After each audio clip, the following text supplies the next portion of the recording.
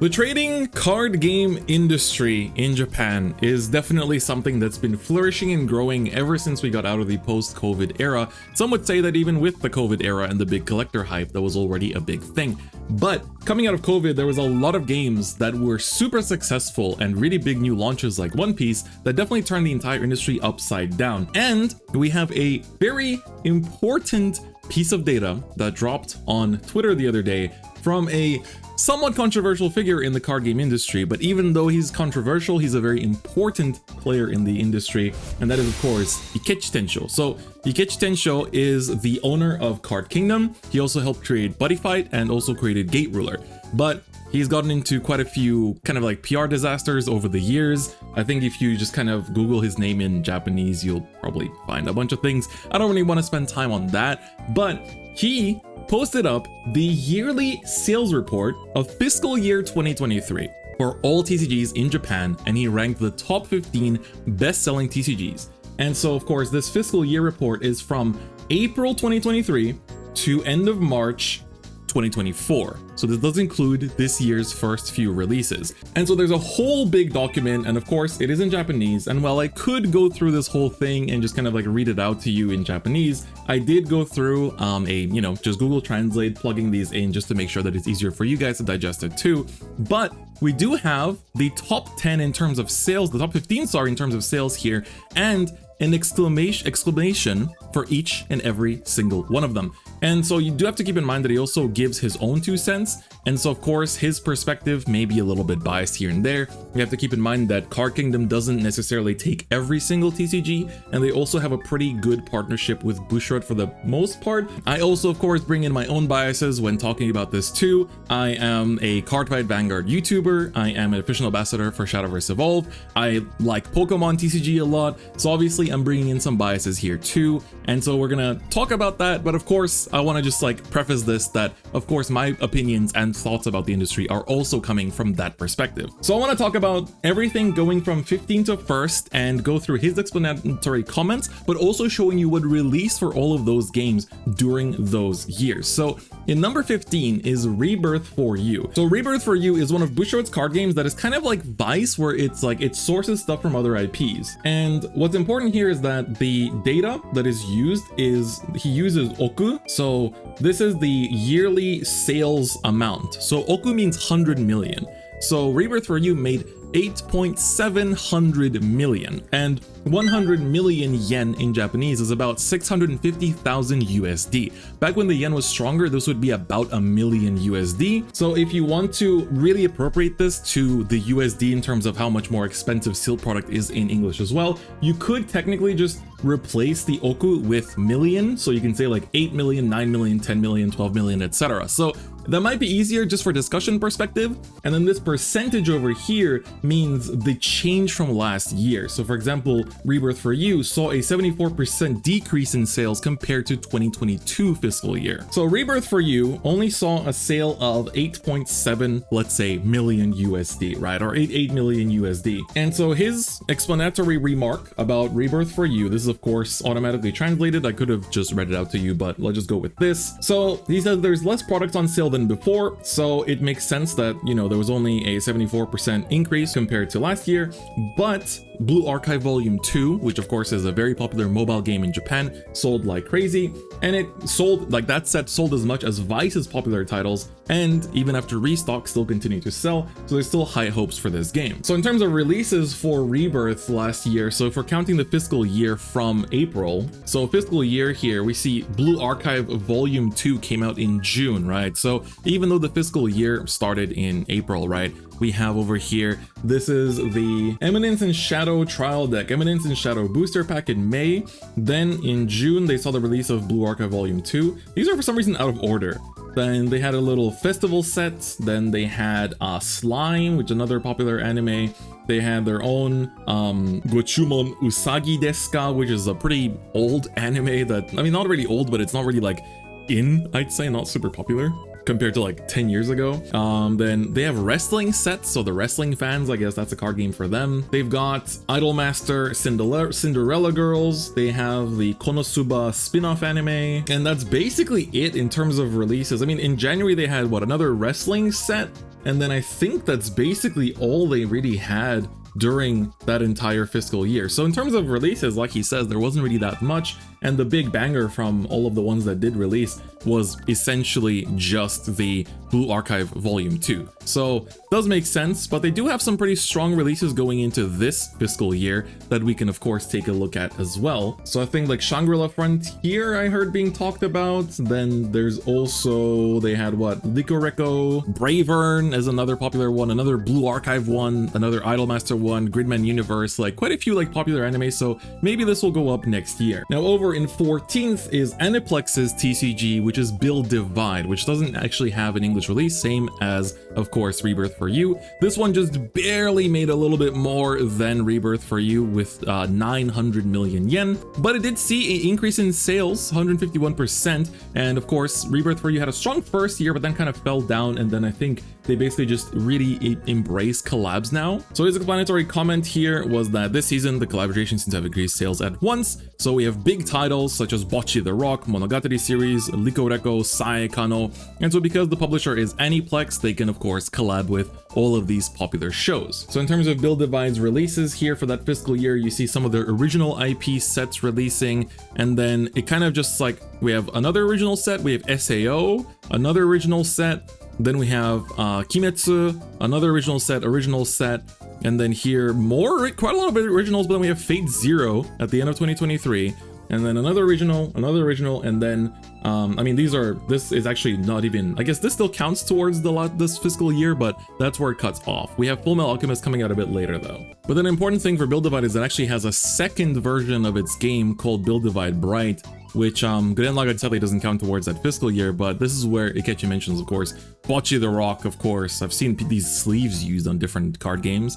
You got like the Butayaro, they have Nier Automata, they have like Atelier Rides, like damn, they actually have, these lineups are pretty huge. Nogi's like at 46, this one apparently sold pretty well with Idol fans. So overall, quite a lot of banger releases, I would say, for Build Divide. The game isn't, I don't see the game really being played, but at the same time, it does look pretty successful. Yeah, but it looks like both Build Divide games are counted towards the sales, unless there is a small chance that they only counted the Bright ones. I'm not really sure. I feel like it's combined probably. So that was in 14th place. And then in 13th, we have Wixoss at 100 million. Ikechi's explanation here is that compared to last year, when it came to the Bishoujo TCG genre, so that's like the pretty girls TCG of Diva, they've become unrivaled. So there's a certain number of people who want to collect beautiful girl cards with original illustrations, and Wixoss is a direct descendant of Aquarian Age, which is an old card game of the past that I don't think exists anymore. Quality of illustrations and sense of processing are probably the best in the industry. So processing means like foiling and like the quality feel, and it's rare for a TCG to make you want the card itself just by looking at it, even if you don't know what it does, which is pretty cool. So he doesn't really know the super details of why, you know, this saw this much sales, but it might have something to do with the regression of ZX, which is a card game we don't even see on this top 15, and it's still around. ZX has not ended yet, so consumer base looks to be a little overlapping with ZX maybe, which is interesting. So in terms of Wixoss releases, so Wixoss, I kind of don't really know what to really say because it's all like original IP stuff. So I feel like the people that play and collect Wixoss are just the ones that are into the Wixoss arts. They had a Blue Archive set, which I'm sure was a pretty big seller, I would imagine. In the past, they also had Nijisanji as a set itself, but of course, Blue Archive, you put that name on everything and it just kind of sells pretty well. So I'm assuming that that's what gave them some good sales there. So that was Blue Archive. Let's take a look at the next one, which is Digimon. Digimon in 12th with 1,200 million yen, so 12 million in USD, if you want to put it that way. 85%, so not exactly the biggest growth year over year. And I kind of find it surprising because Digimon had some pretty big releases in this year. So for Digimon, he says he feels calm. He says, I feel calm. The art quality is high. I really do agree. I think that's the big strength of Bandai original, like Bandai games that are based on IPs, is that the art always goes insanely hard. The Digimon arts go really, really crazy.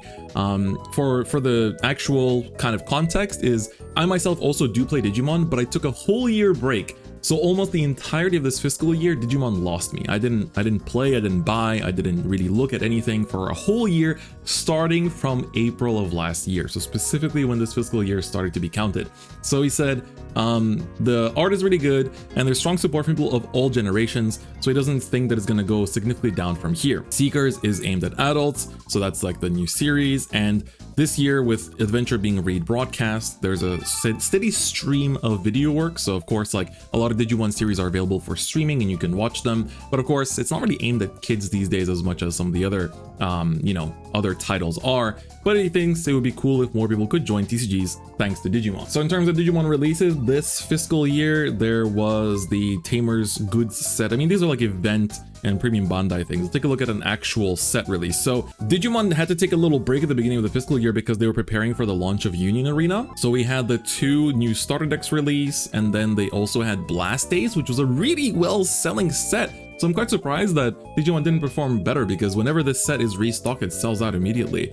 Then we saw the release of the theme booster, Animal Coliseum. Then we saw the Exceed Apocalypse, BT15. So like for me, I didn't play during these sets, so I'm not really too sure what exactly was too crazy or too good about these sets in particular. I do know that there was a really good starter deck released somewhere pretty soon here, but they also had, there we go. This is the Double Typhoon starter deck. This one sold really well and is still pretty hard to find to this day.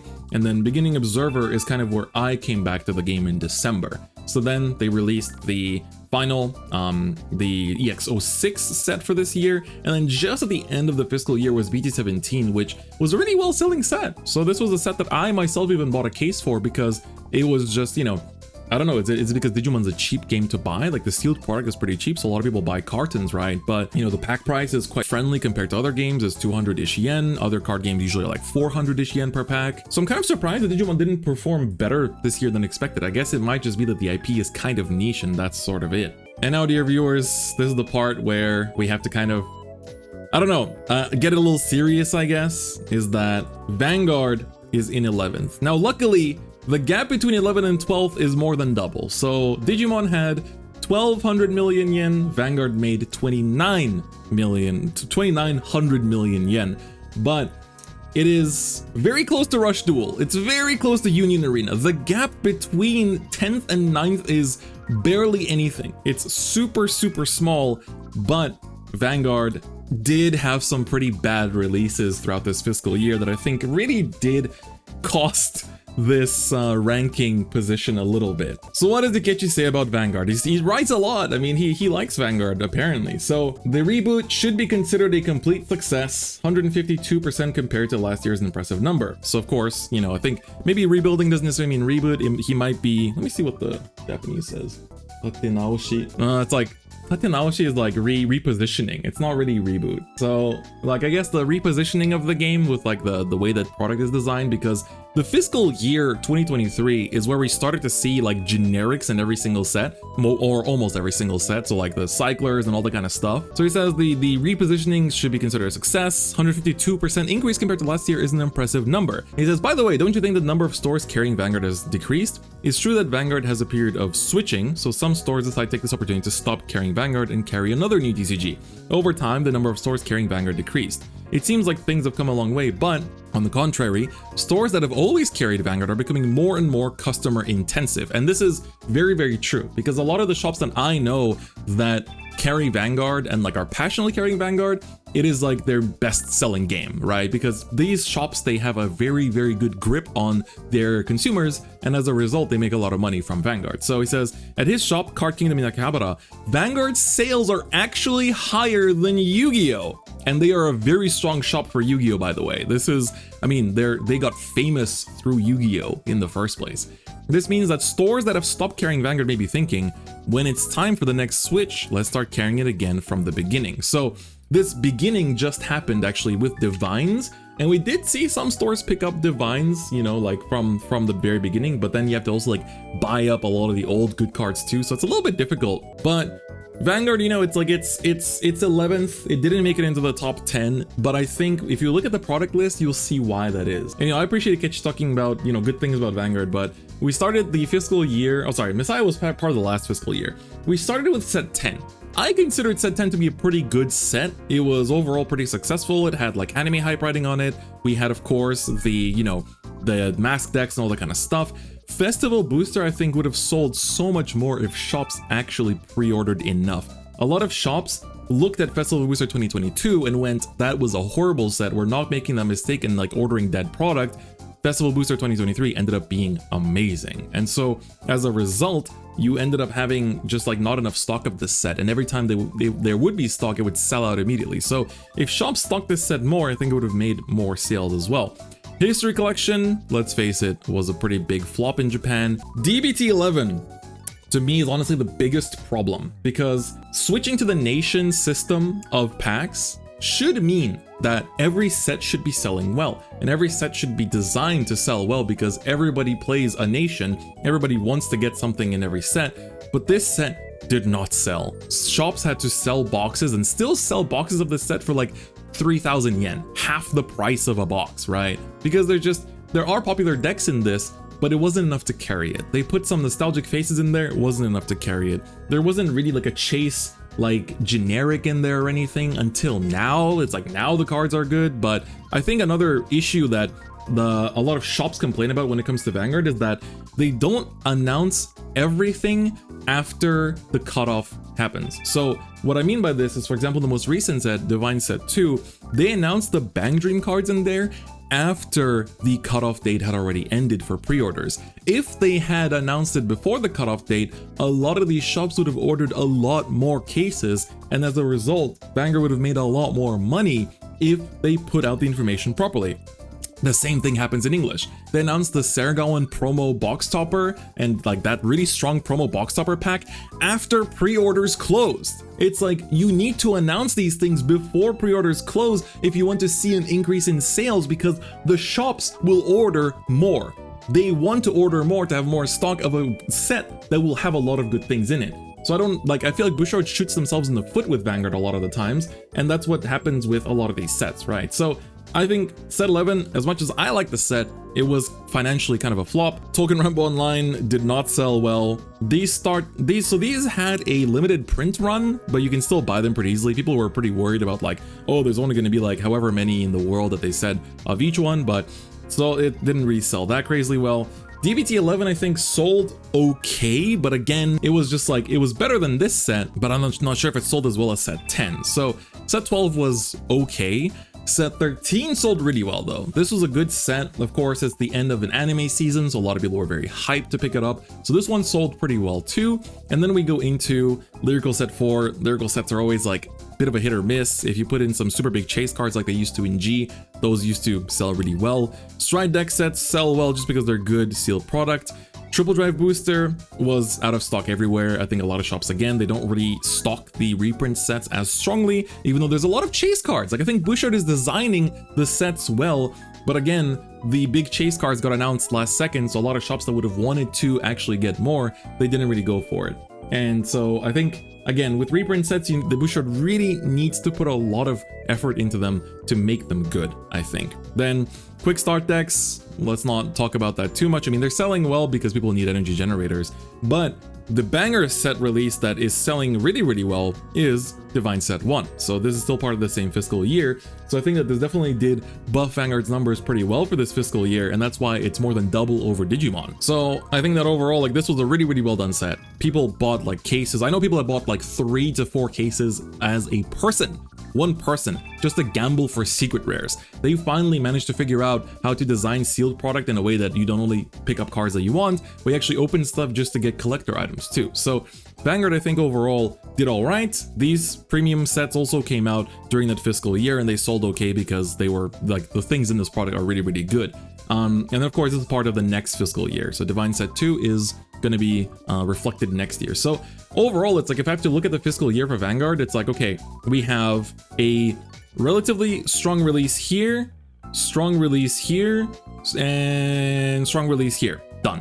Like, of course it's not going to be top 10. Like if you look at what's actually been printed this year, you know, it's, if anything, it's impressive that it did sell this well. So I think also, yeah, another thing that chat is saying, it's like adding lyrical to the sets is pretty good, right? I think it's like you add lyrical, so now like the lyrical players buy the main sets too. I think overall it's pretty good. I'm surprised we even got 11 with this pool. Honestly, I'm also like, I think if anything, it's pretty good. All right, so now we get on to the top 10, and the 10th spot, just barely above Vanguard at 3,100 million yen, is Rush Duel. So Rush Duel, of course, Konami's little baby, is of course, Rush Duel is aimed at kids. A lot of times, like in the area next to my apartment, there's a huge school, and sometimes the like elementary schoolers from that, it's like an old boys school too. So sometimes I hear the elementary school kids like that, like walk past like the area I live in, just like actually talking about Rush Duel. Like I just hear Rush Duel being mentioned. So it sounds like, at least to me, it seems like it's a pretty successful, you know, with that demographic of like parents that buy cards for their kids, as card games used to be back in the day. So what does Ikechi say about Rush Duel? He says, Rush Duel is a game that many people are surprised to hear that actually sold 3 billion copies. In other words, Rush Duel is a TCG that cannot be said to have a strong presence for many people, but continues to sell well, perhaps due to the appeal of Yu-Gi-Oh! Illustrations themselves. Unfortunately, I don't see many people playing the game, and I second this. Every time I see a Rush Duel tournament happening, it has like 5 players or like 8 players tops. Like I never really see a lot of people, sometimes just 2 or 3. Like it really doesn't have a big tournament participation. The comparison has been surpassed last year. I think the production cost for an anime is probably around 500 million per year, so it'll be possible to continue TCG anime, which has sales of 3 billion yen. I think the gross profit is about 2.5 billion. I think the original purpose of Rush Duel's development was to acquire new Yu-Gi-Oh fans among elementary and junior high school students, and I think they have success in that. I can't say that the part is handled by the App Master Duel, however, this has been successful as a standalone content, so I think it will continue. So I kind of do agree. We can quickly look at what released for Rush Duel. They had a Legend pack. I assume that's a reprint set. And then they had, so they started putting like some of these arts like just look so fantastic. The Oburibion set came out. Then they have like some nostalgia bait sets. Of course, you know, you see Blue Eyes, you see Dark Magician Girl here and there. This Phoenix set also looked pretty good. Red Reboot, damn, Red Reboot is the name of a set, that's pretty crazy. Came out as well. They had the High Grade Collection pack with Dark Magician on it. It's pretty cool. Blue Eyes merch, like all this stuff is pretty well geared. Next fiscal year though, they released the Overrush Pack 2 for next fiscal year, which has like a super expensive Dark Magician Girl in it, which like I think the like highest rarity of that one goes for like hundreds of thousands of yen. It's like this set sells out every time it's in stock because people are just trying to pull that Dark Magician Girl. I don't really know like what is considered a good release for Rush Duel. Some of my chat seems to know. True, there's gonna be Heroes coming out in 2024 fiscal year, so we'll see. Do you play Yu-Gi-Oh tournaments? I played Yu-Gi-Oh during TOS format, so like right before the pandemic. I stopped Yu-Gi-Oh after the pandemic started and like play Master Duel here and there, but recent Yu-Gi-Oh doesn't really appeal to me too much. Then in number 9 is, I think this might be surprising to some of you, Union Arena, which is Bandai's newest card game, which is their answer to Weiss Schwarz, which of course is Bushiroad's big collab game. And of course, Bandai wanted a piece of that cake because they know how powerful IP-based card games are. And they said, hey, why do we make card games based on just one IP like Digimon or One Piece when we can just put every game in this one card game? So they went and did that, and they released it at the very beginning of fiscal year 2023. It sold 3,200 million yen, so just a tiny bit over Rush Duel and Vanguard. So come on, Vanguard. We got to take down Union Arena next year. Might be honestly, if Vanguard is trailing behind Union Arena, I am impressed because Union Arena for me is insanely well. Like that game sells insanely, and if I show you the titles, it's gonna be impressive. But first, take a look at what Ikechi said about Union Arena. So he said the reason the numbers are so high compared to last year is due to the issue of release timing. So of course it came out in the fiscal year. This is a new product, and whereas the year before last we had sales for several months, this time we have sales for a whole year, so numbers are like this. However, Union Arena did not get off to a good start, and this is true. A lot of shops were selling, like the boxes were like 7,000 yen a box, which is like unthinkable. It's super expensive compared to other card games, and a lot of shops had to get rid of dead stock because it wasn't selling at all at the beginning. But then they introduced signed cards that were worth 1 million yen, and ever since then, everyone looks at Union Arena a little bit differently. If similar measures continue in the future, its popularity may grow. And I do agree, I think the collector market for this game has been going crazy as soon as they figured it out. I've actually tried Union Arena myself as well. I learned it with the Haikyuu set. I personally find the rules a bit confusing, not super into it, but you can see the early releases were like Code Geass. So of course this was at the very beginning of the year in March. This was not actually part of the fiscal year. The fiscal year here would begin with, let's see here. Actually, all of the first releases were not in the first fiscal year. So that actually took a little bit to come out. So like volume 2 of Code Geass, volume 2 of Jujutsu Kaisen, which by the way, this sold like insanely well. Then they had volume 2 of Hunter x Hunter. They had Idol Master Shiny Colors came out. This was a pretty okay selling set, I want to say. This is where, can't remember which set they introduced the signs in. Idol Master Shiny Colors volume 2 came out in the same one. This game releases stuff all the time. Kimetsu no Yaiba came out during the fiscal year. Tales of Arise came out during that fiscal year. Slime came out. Bleach was a really well-selling one from what I heard. Then we have Roboko that came out during the fiscal year. My Hero Academia. Like, look at the power of these. Gintama came out during that fiscal year, and they have like a starter deck and a booster pack for each and every single one of them. Blue Lock is very popular in Japan, and this sold really, really well. It's pretty impressive. Tekken 7 came out as well. Dr. Stone, like look at all these titles. SAO, this set sold really, really well. SAO had some really, really big sales. Sin Duality Noir, that's like a more recent anime, not sure how that did. They had freaking Toriko. Do people overseas even know Toriko? I feel like they should. But then I think by far one of the most powerful releases that sold actual like 100 million like peak cinema is Nikkei, dude. Like Nikkei sold insane. This Nikkei set launched on the same day as the Haikyuu set. So you took the horny weebs and you took the Fujos and you gave them the best card game ever made. Like this was just a home run for Union Arena. I myself love Haikyuu, and like I learned the game because of the Haikyuu set, because I really, really like Haikyuu, and Nikkei was just a really, really good release too. And then after that we go into the next fiscal year. There's going to be Yu Yu Hakusho, there's going to be Attack on Titan, all this kind of stuff. It's going to be very powerful releases going forward, and a lot of these sets will get volume 2s as well. But man, Union Arena I think will continue to see success. They finally figured it out. The sets have value, the game is pretty popular, and yeah, the kids love clothed women. Yeah, that's the best part of the Nikkei set, is that they don't have booty in like any of the cards. They literally cover the booty with the like card text, which is really, really funny. All right, so now number 8 with an extra 500 million is Shadowverse EVOLVE. However, this is where we see a pretty big dip. Ooh, Shadowverse EVOLVE, 50% growth from last year. So of course, this is comparing Shadowverse EVOLVE's second year with its launch year. In the launch year of Shadowverse EVOLVE, it was one of the biggest TCGs in Japan because One Piece was not out yet at the time, and it was super, super hype. But in my opinion, it's kind of weird because I personally find Shadowverse EVOLVE that it got much better as a game from the second year onwards, but from a sealed perspective, looks like that was the opposite. So what did Ikechi say about it? So looking at the trends and numbers, I noticed that while sales of One Piece cards were increasing, there was also a decline in sales of Shadowverse EVOLVE. In fact, I was witnessing people who were playing Shadowverse in dual spaces start playing One Piece.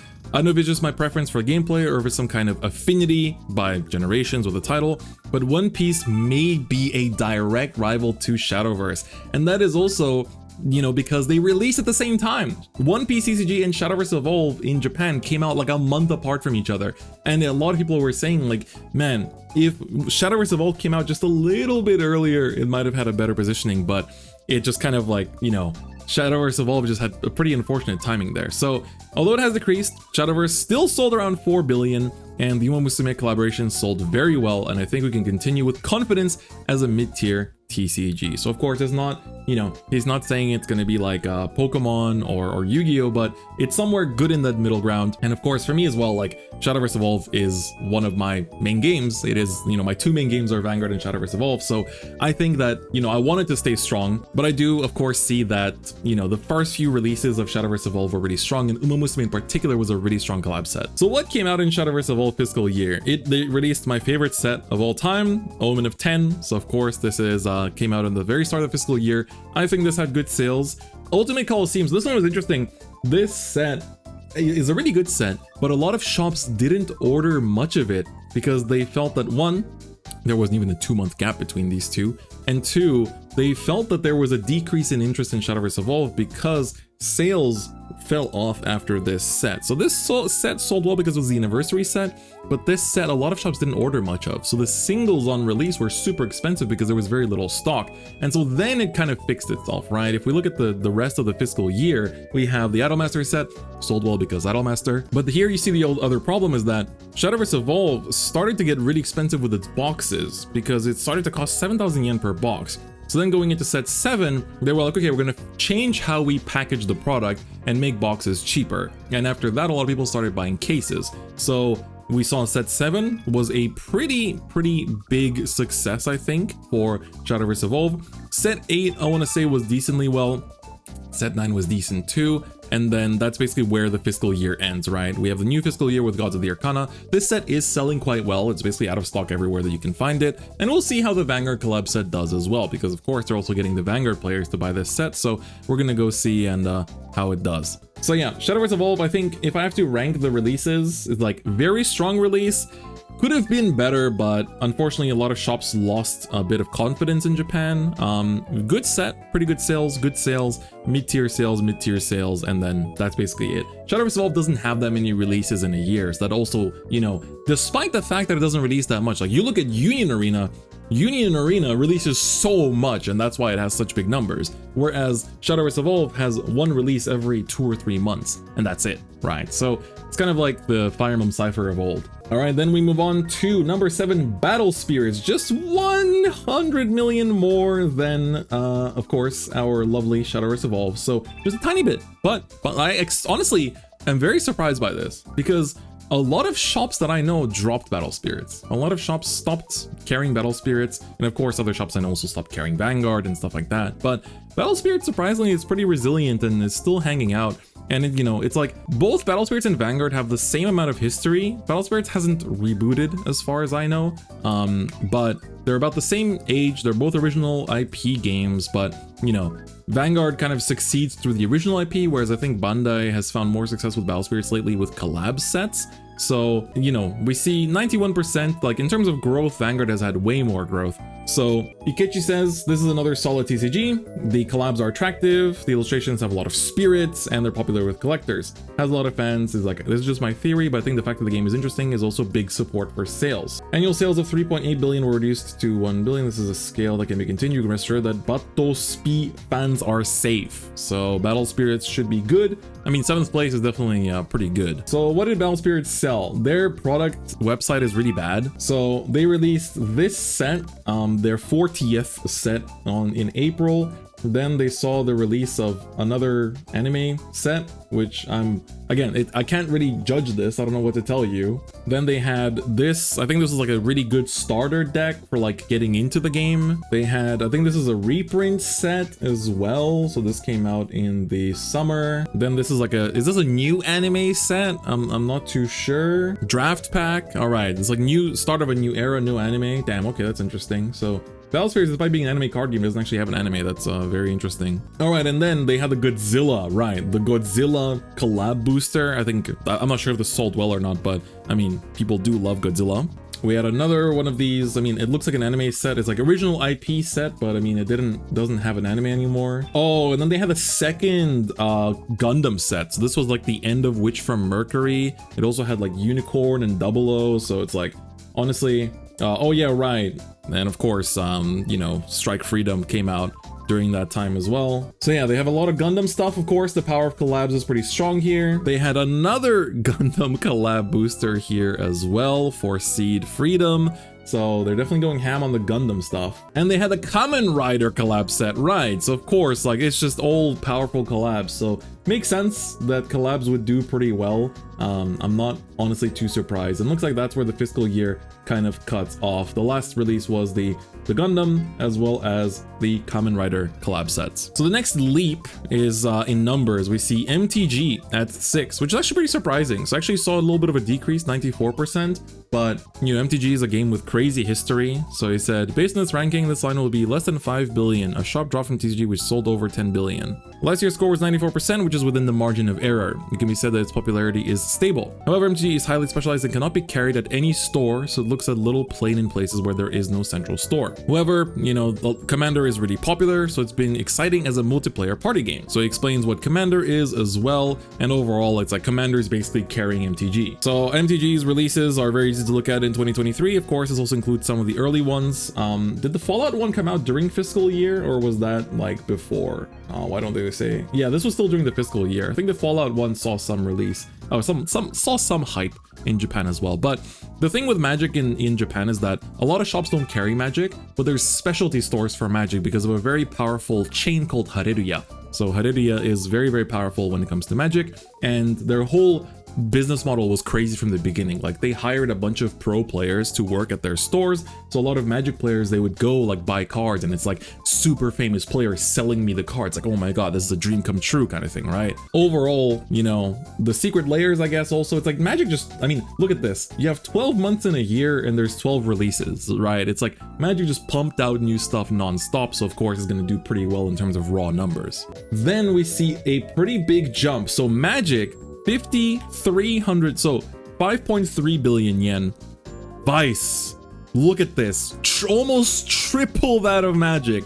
Bushiroad's baby, Bushiroad's greatest child. You are Bushiroad's greatest child. Weiss is the reason why all other Bushiroad games can exist, honestly. It is making so much money. Look at this, $139 million basically is what we got. We saw an increase in 147% growth, basically the same as what Vanguard saw in growth as well, but on a completely different scale. So Weiss, we're gonna take a look at some of these releases. This is Weebs carrying Weiss, and of course a very aggressive release schedule. So let's see. To be honest, Weiss's popularity depends on whether or not the titles in it are plentiful now, and that's no longer the case.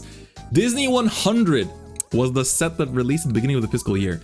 Overseas buyers have been increasingly handling Weiss, and the Weiss Mart in Akihabara, about half the customers are overseas users. Look at us, it's us, chat, that's you and me. In addition, as explained above, oh yeah, so he talks about the Oriba business, which is original packs where shops can create their own packs built from their own stock as a form of gambling. There's discussion on whether this is going to get lawed out in the future, so we'll talk about that later. So it says the value of high value cards increased relatively, so packs to attract winnings are also selling well. A virtuous cycle is occurring. So what released in Weiss? We start the fiscal year with Disney 100, one of the most successful sets I want to say ever made. Like, this is just ridiculous. This is actually just a money printer. Sells out as soon as it's in stock. It's like a Pokemon set. It's ridiculous. You have the Love Live 10th anniversary set, Chainsaw Man, D4DJ, Puzzles and Dragons. This one sold well, I think, in hindsight. Liko Reko, banger. Chainsaw Man, banger. Uma Musume in Japan, huge banger. Then you have another Disney 100. You got Uma Musume, banger. You got Spy Family, bangers. Fucking JoJo's, banger. JoJo's, banger. You got Da Capo. Okay, this one's for the boomers out there. This one's not necessarily a banger, but you can see it's like boom, boom, boom, boom, like non-stop release. Yeah, true. Larcata was even out during the time when Disney 100 came out. You got the Dengeki Bunko sets. These sold super well due to like really, really good arts. Bang Dream usually sells pretty well. Got King of Fighters. This one didn't really sell that well, but I personally appreciate it. You got freaking Bocce the Rock, banger. Mygo became a banger. You got, what is this? Alice Gear Aegis. I don't know what this is, so we're not gonna call this a banger. You got Shakugan no Shana. You got more Love Live. You got freaking Yohane. You got, what is this? Ayakashi Triangle. Okay, this is not a banger. You got Oshinoko, dude. Of course, this is a banger. Frieren starter deck, banger. You got freaking Pro Sekka banger. This is Wixoss' like video game, Rear Sekai. This did not do that hot. But then you got Macross Delta banger, and then we finish off with Blue Archive, dude. This thing is insane. This is peak cinema. It sells out instantly whenever it's restocked. This makes infinite money. Actual infinite money glitch. It's ridiculous. And that's not the end of the fiscal year. Do you see how much is released? Do you see how aggressively they release things? You got Cardcaptor Sakura banger, Gotobun banger. This is still the same fiscal year. Hololive Summer banger, Hololive Ambassador set banger, like non-stop. They started the fiscal year with Frieren, dude. And look at the rest of the lineup going into this year. Persona 3, dude. More Idol Master. All this stuff. Crayon Shinchan. It's gonna be crazy.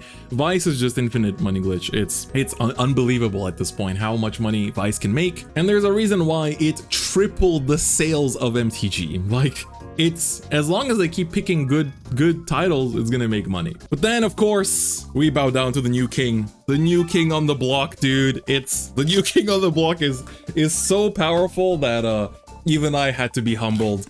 Even I had to be humbled and invest in everyone's favorite non-Vanguard game that plays very much like Vanguard but is not Vanguard and is carried by a very popular IP, which is One Piece. Of course, the One Piece is real. Of course, One Piece card game is one of the best-selling card games. It doubled that of Weiss, dude. This is where the numbers get crazy. You got Weiss at 139 million USD, basically. Then you got One Piece just doubling it in number 4. But it's still not even top 3. It's not even top 3. So let's see what Ikechi said about One Piece. One Piece card game. As production numbers have increased, we have finally begun to be able to ship quantities close to the demand, and this is where One Piece card game's true potential lies. Sales have reached almost the same level as Duel Masters, and it would be no surprise if we surpass it this year.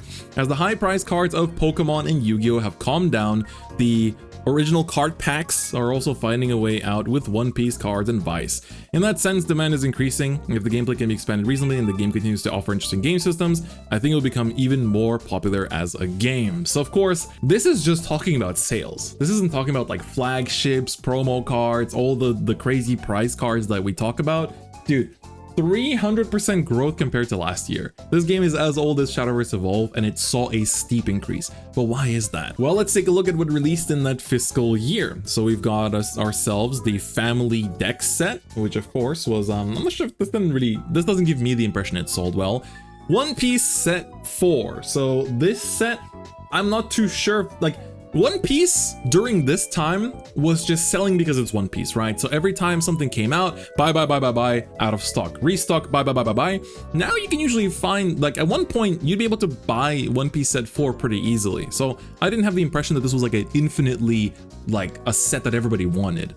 Then they had the 3 Kings, like ultimate deck set. This one sold pretty well because it was a really good way to get into the game. So this was also part of that fiscal year. Then we scroll up all the way here. So there's a lot of like event news, a lot of like event sets. But this is the One Piece set 5. Gear 5, the Gear 5 set, dude. This was the infinite money glitch as well. This set cannot be restocked to match the demand. The demand for this set is so crazy. The timing is just impeccable. They timed it with the anime, of course. Like, everything about this set is just crazy, right? Like, all of the high rarities are insane. There's so many playable cards. I mean, they introduced Sakazuki in this, they introduced Enel in this, right? It's like 2 super powerful leaders. I see this Luffy being played quite a bit too. They got all of these like SP cards, and of course, the Monkey D. Luffy, dude. Like, everyone is opening boxes just for the comic Monkey D. Luffy, right? This is insane. You know the game is making money when their website is animated, dude. Like, that's honestly a great point. There's just so much about this set. This set, like I said, just cannot be printed to demand. It is infinite money glitch. It's like, I think this one set made as much money as other card games did in the whole year combined, right? Then they released the Uta starter deck. This is where I got into One Piece TCG because I love the Uta movie. I didn't read One Piece up till now. I started to read it after learning the game actually. But Uta, I watched the One Piece film Red. I liked Uta a lot. A lot of people like me got into the game. Boom, that's another big increase in sales. Then they released another starter deck, the Zoro and Sanji one. Then after that, One Piece Set 6, which I think sold pretty well because, like, at least in my opinion, this seemed to be a pretty banger release. Aha, this one's not animated. They just put in the money for that one set to have an animated website, but everything else is not. But, you know, this Zoro, that's a big chase card for a lot of people. This had the Yamato leader in it as well. That's the deck that I play these days. It had the Moria leader. So if you don't play One Piece and don't know what I'm talking about, it's just like a banger release in my opinion. Like from a player's perspective, this was really good. From a collector's perspective, it was really good. So that was another really strong release. Then like they released a lot of these like premium sets as well, like these premium card collections that just had like a bunch of really popular cards everybody wanted to. And then the fiscal year basically rounds off with Set 7 and Extra Booster Volume 1. So Extra Booster Volume 1 of course had a lot of pretty okay cards. Like I think it sold relatively well. I still see this one in stock pretty often. You know, it didn't really introduce any like super powerful leaders from what I know, but it had some pretty important cards like this Cavendish. But then Set 7 of course was like the set that came out right next to Bandai Fest, and they sold a lot of it during that Bandai Fest too. This included a lot of strong leaders and strong and powerful and pretty popular cards too. So overall, One Piece Set 7 sold pretty well. And then that's basically all for the fiscal year. Then they have like, you know, like new playmats and like new sleeves and all that kind of stuff, which of course help to add more to the sales. So One Piece, honestly, they can sell whatever they want and it's going to sell well. Like One Piece this year is looking pretty good. They're releasing so many starter decks, so it's going to be super easy to get into the game. It's going to be something else. It's going to be something else. Oh, yeah, true. Manga Boa was in that set. It's crazy. So yeah, One Piece being 4th is no surprise, but look at what is in number 3rd. I think for those of you, like I live in Japan, so that's why to me it's not a surprise, but for those of you that don't live in Japan, this will probably be a surprise. Duel Masters. Duel Masters never ended in Japan, and it's always been one of the biggest games in Japan. Much like how Yu-Gi-Oh has never died in English and has always had a very, very big presence, Duel Masters is the same in Japan. Some of the biggest TCG YouTubers, you know, like if you think in English like Team APS or The Professor, right? Those are Duel Masters in Japan for the most part. It's like some of the biggest channels like Flat, Kobo, and Zweilands are, or Deneblog as well. Those are like 3 super huge YouTubers in the general card game industry, not just within Duel Masters. And they of course are part of the reason why this game is so big. But of course the game is just, it has generations of following. It is the game, like much like how Magic is played everywhere in the world, Duel Masters is like that in Japan. And so for me, looking at the Duel Masters like releases won't really tell me much because they don't really do collabs. It's all just running off of its own IP, much like how Vanguard usually does. They sometimes do like goof and gaff cards, but that's about it. But let's take a look at what Ichi said about Duel Masters. So he said, yesterday's pair is divided, but within the margin of error. He said its high popularity continues steadily. There aren't as many new elementary school students coming in from Korokoro as there used to be, but the events will be held at our Mizunokuchi store. So that's the card kingdom in Mizunokuchi, which is like down going towards Yokohama, just below Tokyo. New faces come to the elementary school tournament every year, and one of the special features of Duel Masters is that there are very few people who quit. That's very interesting, right? So that's actually something that I don't know because I don't play Duel Masters. People are coming in little by little, and very few people are quitting. This feature can be said to be the reason for Duel Masters' solid performance. The 2 types of decks that were just released in April, suddenly strong decks, are seriously strong decks that are made up all of serious cards, so it's easy to start playing from there, and I think Duel Masters will be quite aggressive from now on. So if we look at the releases, again, I know that I always saw these sell well at shops. I basically always saw these sell well, especially this set. So the Duel King Max 2023 set was like a big reprint set with like super huge chase cards, I think, included as well as new cards. And I know that this one sold super well too. Aside from that, I don't really know too well what else contributed to this fiscal year. So it's like these ones. And in terms of constructed decks, I did hear that, again, they released a commander format, so that was like these ones. So they released commander format decks, which apparently sold pretty well. These decks that would look super cool in packaging sold pretty well too. Again, you can hear that I don't really know Duel Masters much, but this is these two, the Ikinari Tsuyoi Dekki, it's like suddenly strong deck, are 500 yen top tier like beginner decks. You have quick start deck with no effects in Vanguard, and then you have meta deck for $5 in Duel Masters. Then they also have the Dragon Girl. So this is like a bunch of super popular dragons. So like imagine like Blue Eyes White Dragon, Red Dragon, Archfiend, Stardust Dragon, like Firewall Dragon, all became waifus, and they just turned them into a deck. Boom.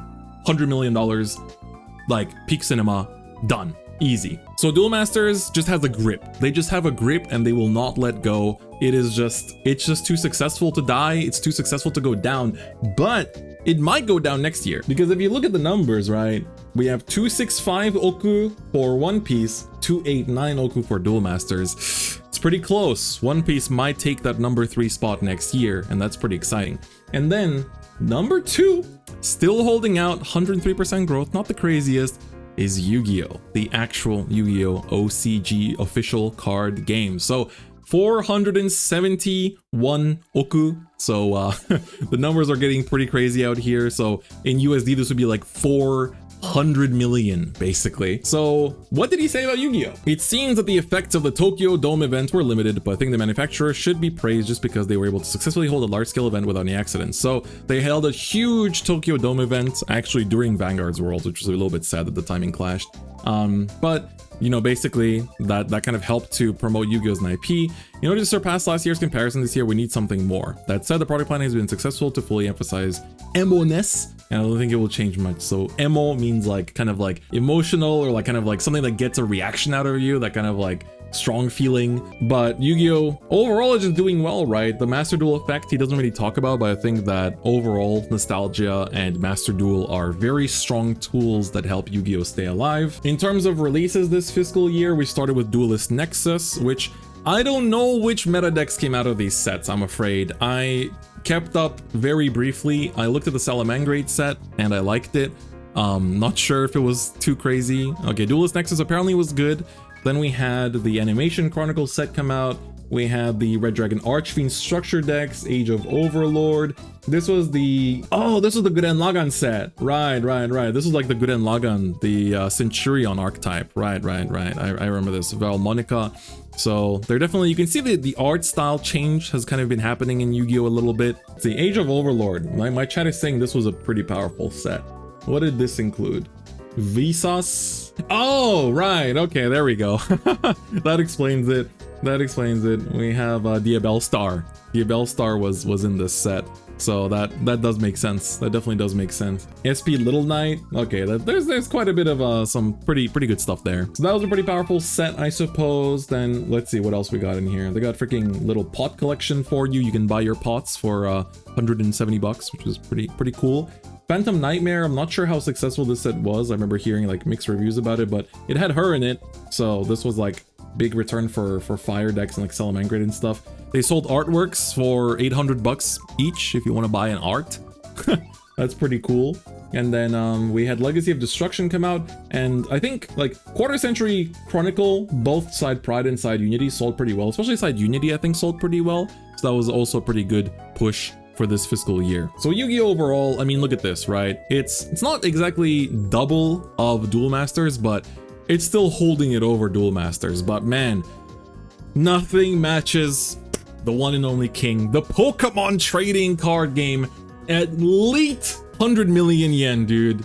Elite amount of 100 million yen. It was born to succeed. Pokemon wasn't always like this. I have to emphasize, Pokemon only started to boom like this in Japan after Sun and Moon, after a bunch of YouTubers blew it up, and I'm sure Ikechi talks about it too, so let's see what he says. So he says, annual sales 133.7 billion and 130% growth compared to last year. We're still growing.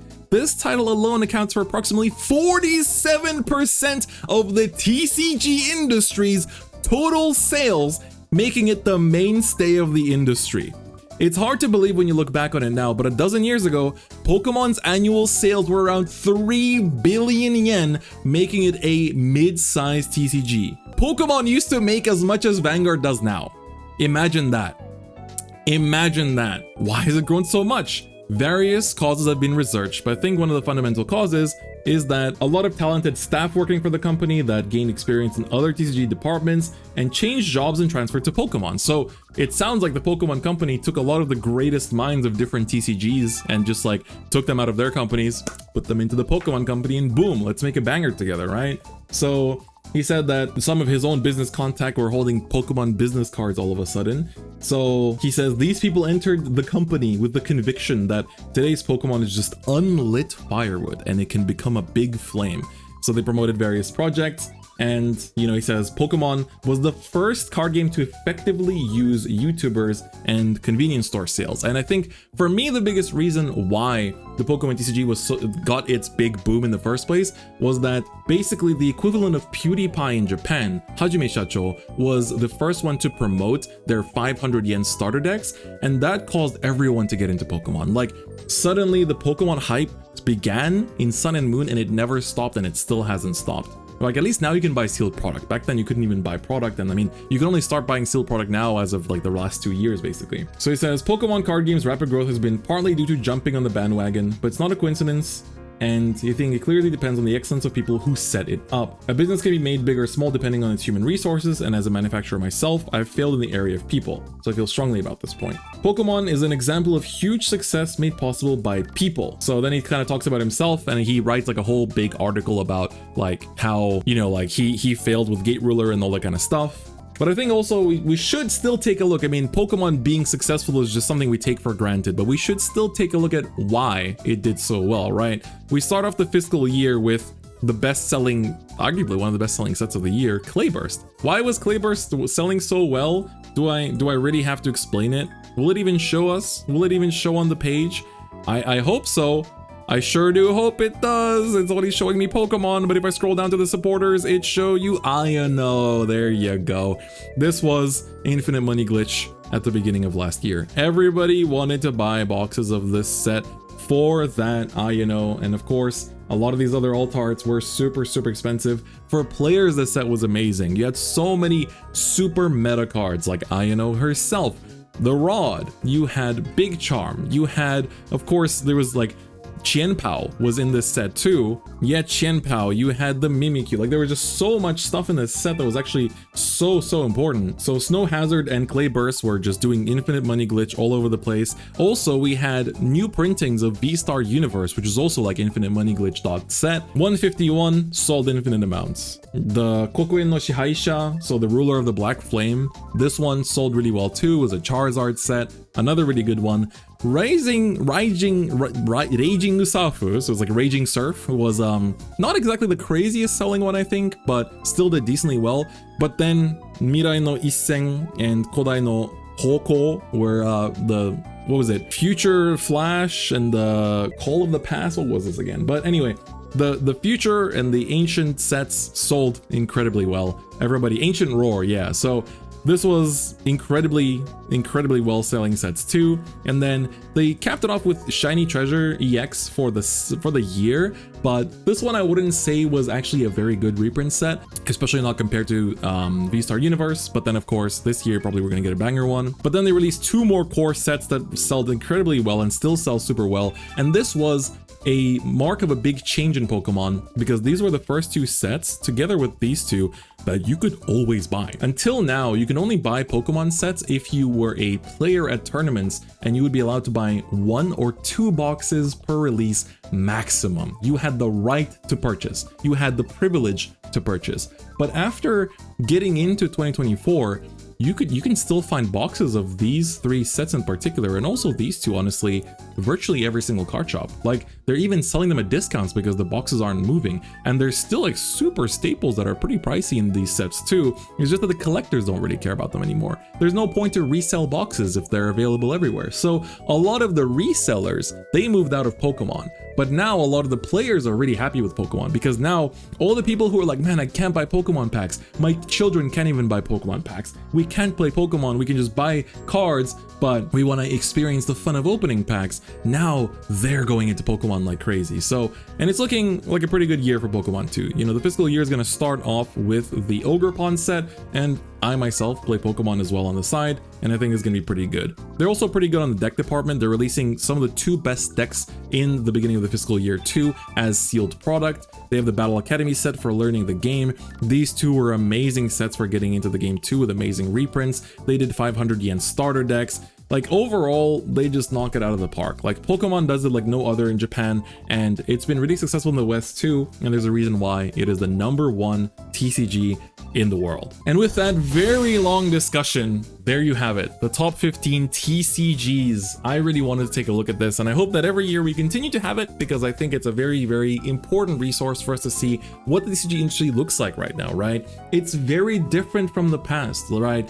When you and I, you know, if you're similar age to me, like mid to late 20s, we probably got into card games for the same reason, right? I got into it because I got home from primary school, Yu-Gi-Oh was on air, and I got into Yu-Gi-Oh. I collected Pokemon cards, and then I, kept playing card games my whole life, basically, right? But a lot of us, we got into card games because of like watching anime, right? And things like that, or like liking the original cards that appeared on our TV screens. But these days, the people getting into card games, they get into card games because they like One Piece, they like Digimon, they like their favorite anime in Weiss. They get into card games because Pokemon, right? Their favorite IP has a card game, so they're gonna play card games.